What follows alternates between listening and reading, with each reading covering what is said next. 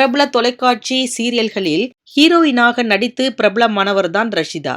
இவர் தன்னுடன் சீரியலில் நடித்த சக நடிகரான தினேஷை காதலித்து திருமணம் செய்து கொண்டார். திருமணத்திற்கு பின்னர் இருவருமே சீரியல்களில் நடித்து வந்தார்கள். குறிப்பாக சரவணன் மீனாட்சி சீரியல் மூலம் ரக்ஷிதா உச்சத்துக்கு சென்றார். மறுபுறம் தினேஷும் பூவே பூச்சுடவா தொடர் மூலம் ஃபேமஸ் ஆனார். இப்படி இருவருமே புகழின் உச்சத்தை தொட்டார்கள். இதனிடையே இருவருக்கும் இடையே மனக்கசப்பு ஏற்பட்டதால் கடந்த சில ஆண்டுகளாக தினேஷும் ரக்ஷிதாவும் பிரிந்து வாழ்ந்து வருகிறார்கள்.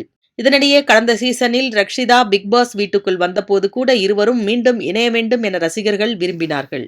ஆனால் வெளியே வந்த பின்னர் தினேஷ் தனக்கு மெசேஜ் அனுப்பி டார்ச்சர் செய்வதாக கூறி ரக்ஷிதா காவல் நிலையத்தில் புகார் அளித்து பரபரப்பை கிளப்பினார்.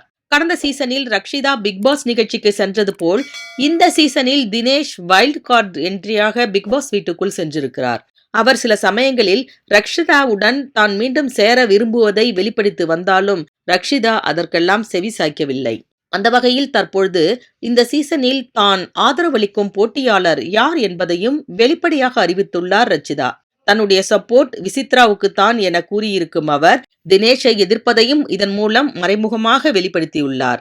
கடந்த சில வாரங்களாக பிக்பாஸ் வீட்டில் அதிகம் சண்டையிட்டுக் கொள்வது தினேஷும் விசித்ராவும் தான்.